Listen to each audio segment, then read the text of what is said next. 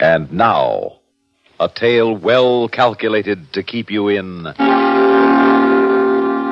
suspense. You pull that trigger. You kill me, Feathers, and I'll come back and haunt you. I'll come back and haunt you for the rest of your days. Don't you forget that. Listen now to Act One of Feathers, starring Lawson Zerbe, and written especially for Suspense by Jonathan Bundy. Hey, Pete! Pete! Come on, Pete, open up. I know you're in there. Hey, Annie, sit, open up. I gotta bust down this lousy door. Okay. All right, now, what's the gag? What's the idea of trying to make out like you wasn't here? Because I thought maybe it was you, Feathers. Yeah, it's me. I want to know where you been. Why you ain't been out collecting for me? Why I gotta Well. Now, look at that. Now, that's what I call a real nice-looking set of luggage, Petey. I'm glad you like it. Yeah. You know, I had a feeling today. You know those feelings I get, Petey, when the stars and the moon ain't right for me? Like that astrology, that star reader said? The one I go to have my fortune told? Oh, that's just a lot of superstition, Feathers. Oh, well, you call it superstition, huh? When one of them lucky horseshoes I got fell off the wall this morning, when all of a sudden this lucky rabbit's foot here starts kicking around in my pocket, you call that superstition? Yes, I do. Well, I don't. Because they told me something was wrong, Pete, so that's why I come up here looking for you. And what do I find? Instead of you out on a job, you're locked up in here with all this nice new fancy luggage. So what? And all full up, too. Now, how about that? You thinking of maybe taking a little trip, Petey boy, huh? Oh, come on. Now, you wouldn't be keeping any secret from your old pal Feathers, would you? When a guy that picked you up off of the bread line, knocked some of those hick ideas out of your head, showed you how to make yourself a little easy dough here in a big city?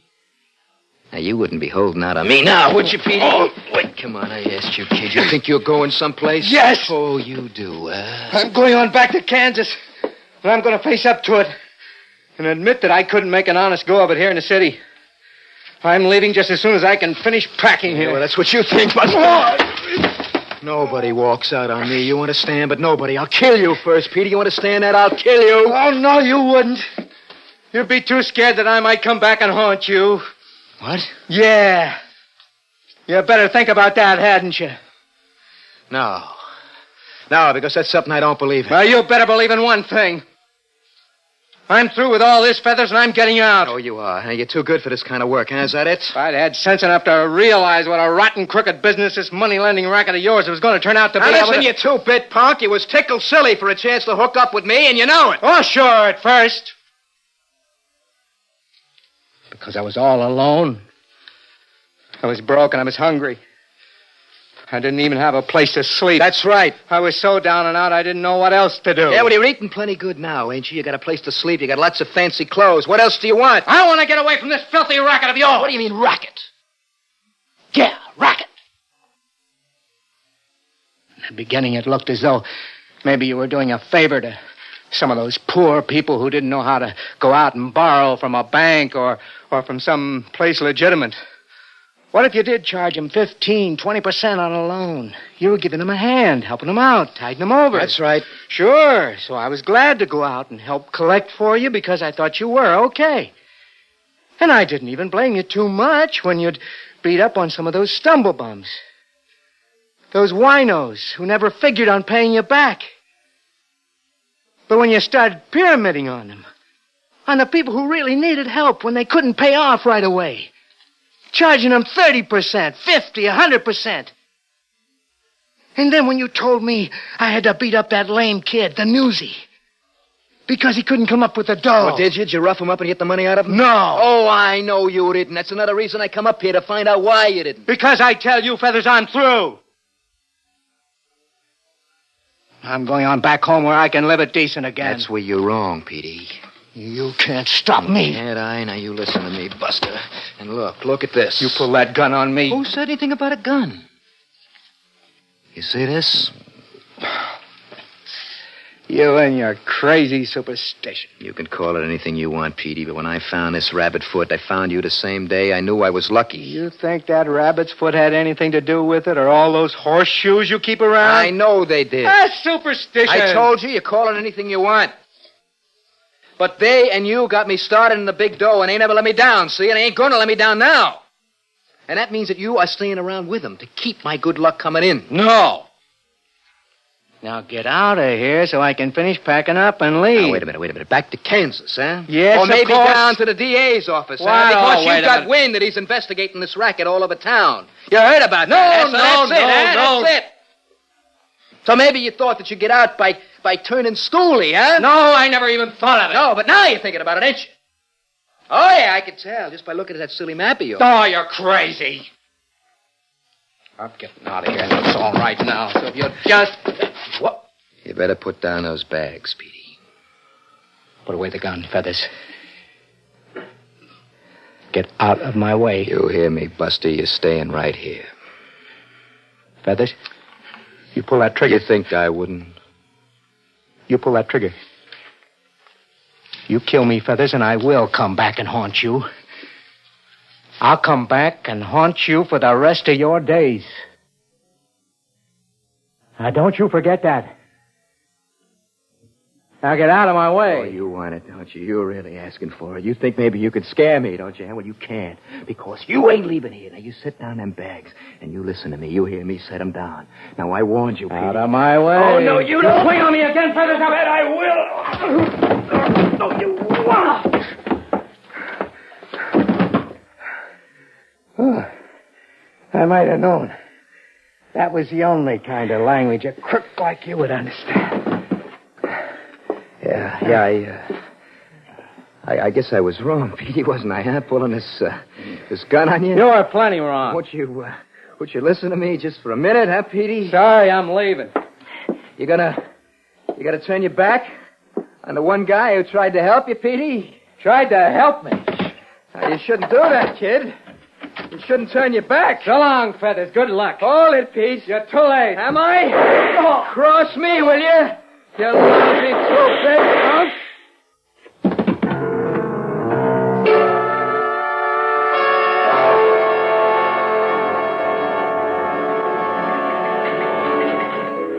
So, figure it out, Gilroy. Either we pin this murder in Feathers Grogan, or the press and radio and all the civic groups start tearing into us again. And you know what that means. There'll be a shake-up in this police department we'll never live down. So if you want to keep on eating regular, you better get busy and slap it on them. I know, Captain, but the only evidence we have against them is circumstantial. If it wasn't for that usury charge, we wouldn't be able to hold them at all. Yeah, and the way these soft-hearted juries have been behaving lately, we'll be lucky if they don't let them off on probation. No, Gilroy. Somehow we gotta pin this murder on him and once and for all put him where he belongs. But how, sir? And the only one who actually saw the murder happens to be very, very dead. Yeah. Too bad this isn't the old days when you could beat the truth out of a punk like that. Well, now, you're not suggesting, are you, Captain? No, I'm not suggesting. Just keep on it, Gilroy, and keep me posted. Oh, yes, sir. Oh, Captain, Yeah? if you should happen to get any ideas... Don't worry, I'll pass them on to you. Yes, sir. I'm sorry, mister. Sorry. Quite all right. Captain Nichols? Nichols here. Right over there at his desk. Thank you. Yeah. Well, okay, put him on. Well, good morning, Commissioner. How are you this morning? Yeah.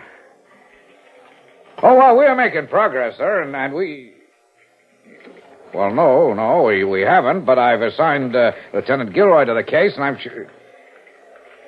Oh, yes, sir, of course I am. Yes, sir. But until some tangible evidence, Yes, sir. Yes, sir. Yeah, I know, sir.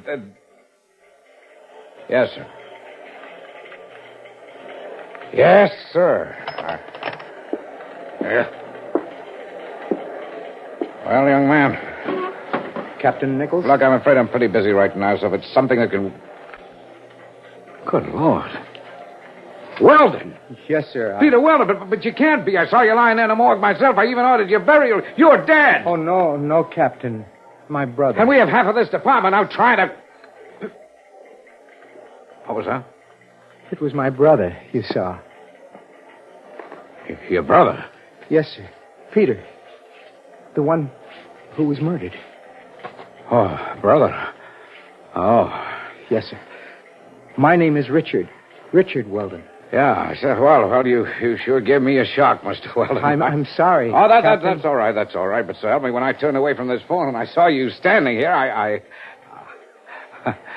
So you're, Peter Weldon's twin, huh? No, sir. Peter was a year and a half younger, sir, but I guess we've always pretty closely resembled each other since we've grown up, I mean.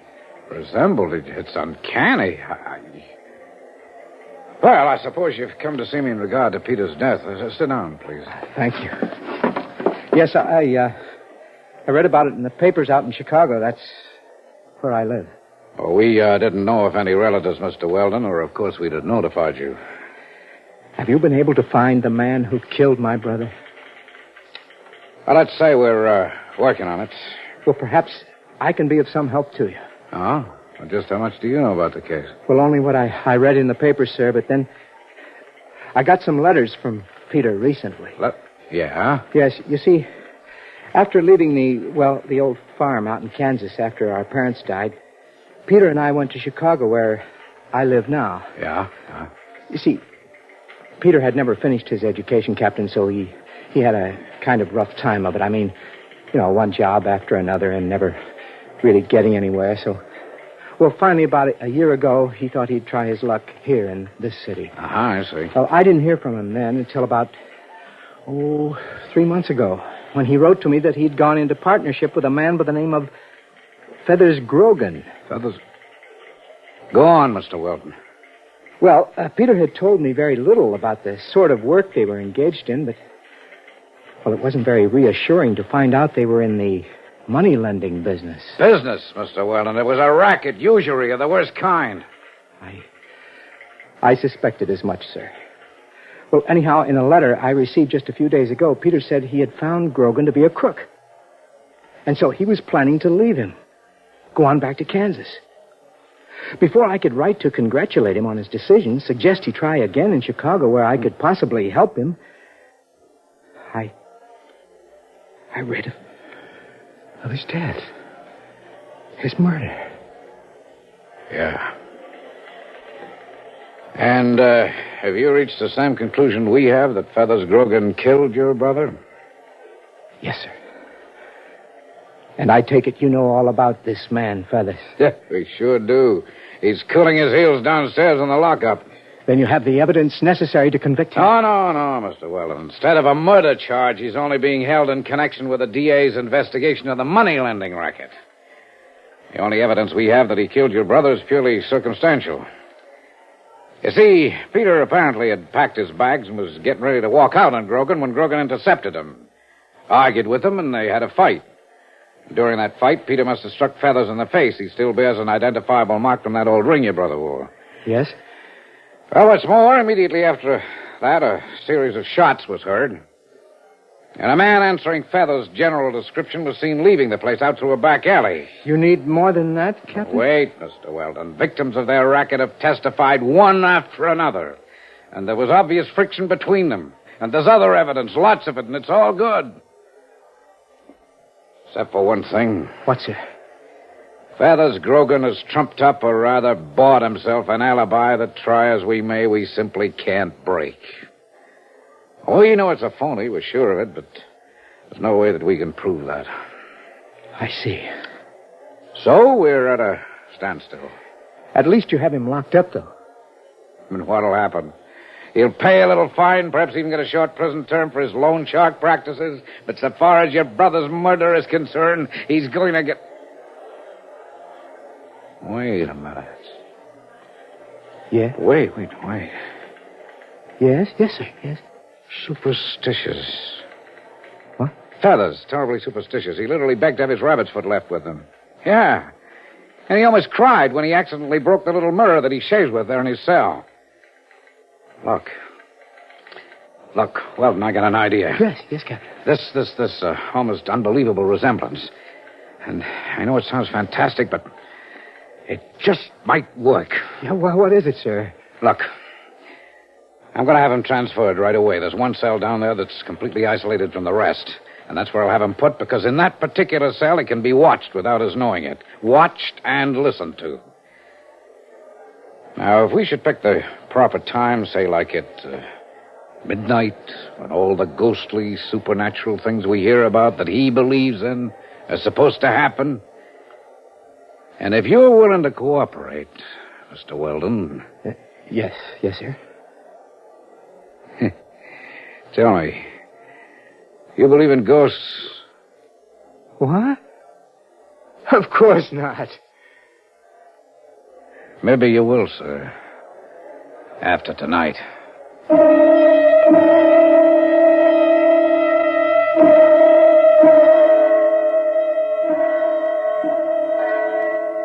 right, now you have enough light in here, Brady, so we can get everything Grogan says down shorehand? Yes, sir, Captain. Plenty of light. Gilroy? Tape recorder's all set, Captain. I only hope that when he wakes up, Grogan doesn't hear it. Get suspicious. Well, all the noise we've made so far hasn't even disturbed his slumbers. I think we'll be okay. What's holding up Mr. Weldon? He called me from his hotel and said he'd be here at the stroke of midnight. It's now all... Wait a minute. Here it comes. Yeah. Holy mother. Look! But look at him, Captain, so help me. He looks more like Pete Weldon than Pete himself did before we buried him, even the clothes. Yeah, I know. Quiet now. All right. Start the tape recorder, Gilroy. Right, sir. Feathers. Feathers Grogan. Wake up, Feathers.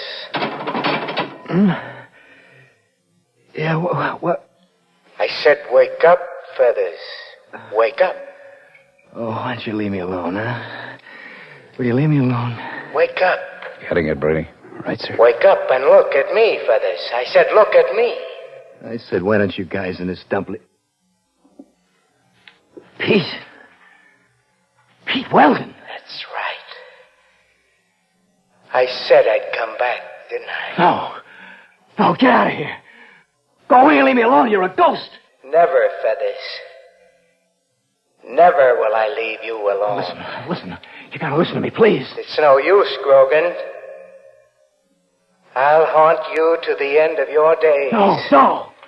Everywhere you look, you'll see me. Do you understand? Forever. Unless you tell them what you did to me. Tell them? Yes. Unless you tell them. Confess. But I can't. I tell the cops how I killed you, they'll burn me for it. That's right. Burn you. Justice. Pete, I didn't mean to kill you. Honest, I didn't. I only wanted to scare you, Pete. I was afraid you were going to squeal to the DA so you could clear yourself when they caught up with me the way they done. No, Feathers. Honest, Pete, I only meant to scare you. You gotta believe me, see? No, Feathers, that's a lie, and you know it. Because you didn't know I was planning to walk out on you. You went to my room for another reason. To kill me. So there'd be no more split of the profits. Well, didn't you? I hadn't thought of that. Answer me. Could be, Captain. Isn't that the way it really was? Oh. Feathers? How did you know that? In my present form, I know many things. Confess, Feathers, confess. All right. That's the way I done it. That's why I killed you. So now will you leave me alone? I told you, stop haunting me this way. Will you leave me alone? Get it out of here! Somebody help! Get this thing out of here before... Looks to me like he's passed out, Captain. Yeah, right, Captain. Okay. You boys have it all down? Yes, sir. Sure have. Yeah, me too. All right, then come along back to my office so you can transcribe your notes, Brady, and we can thank Mr. Weldon for his pretty astonishing impersonation. Boy, he sure did the trick. If Grogan doesn't sign this confession. Yes, sir, Captain. In that dim light there in Grogan's cell, Mr. Richard Weldon looked so much like a ghost. He even sounded like one. Believe me. You know, boys, I'm free to admit it almost startled me for a minute there. In spite of having planned the whole thing. I thought maybe my plan had caught up with my imagination and yours. The way that Grogan's conscience caught up with him. Well, you're going to see the fastest confession on record. And if he hesitates, all we have to do is play back the tape recording. I'll say this, it'd scare me into signing almost anything. Here we are now. You can use that typewriter in the corner, Brady. All right, sir. Sit down, Gilroy. Yes, sir. I'll tell you this, sir. What? This is sure going to help to get the commissioner off our necks for a change. Yeah. And all thanks to Mr. Richard Weldon for the way he carried off his end of things, huh? Which reminds me, I wonder what gave him the idea for the real reason Grogan killed his brother. How could he have known that, huh? What I wonder is where he is. Do you suppose he got lost trying to find his way up here to your office? I thought he'd be up here waiting for us. Hope he didn't just go on back to the hotel. Maybe I'd better go downstairs and take a look for him. Yeah, good idea. Also, maybe you better look in on Grogan and make sure he's recovered from his little fainting spell. Yes, sir. You want me to take that? No, I'll get it. Hold on a minute, Brady, will you? Yes, sir. Nichols here. Captain Nichols? Yeah? This is Richard Weldon. Yeah, I know. Say, where'd you go to, Mr. Weldon? We were just about to go down to look for you. I'm sorry, Captain. I'm terribly sorry. Sorry? Well, I certainly don't see why. Well, I mean that I couldn't get there tonight as promised. That you couldn't do what? That I couldn't get down to the jail, sir.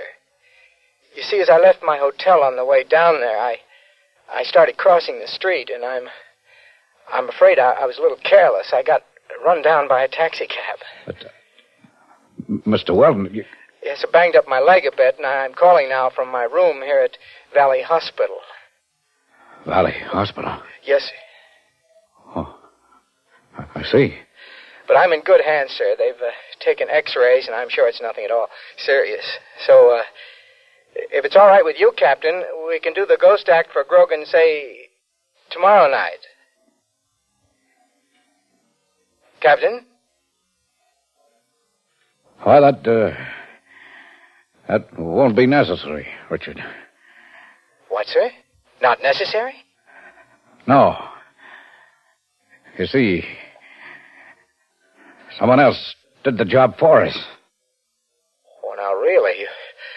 You must be joking. Who could possibly have done a job like that? Your brother, Peter.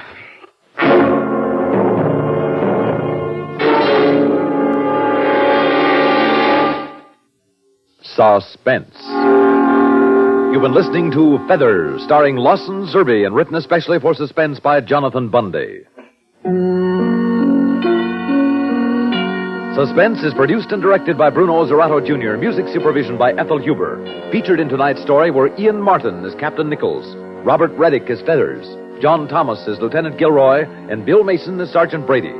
Listen again next week when we return with 2461, written by George Bamber. Another tale well calculated to keep you in suspense.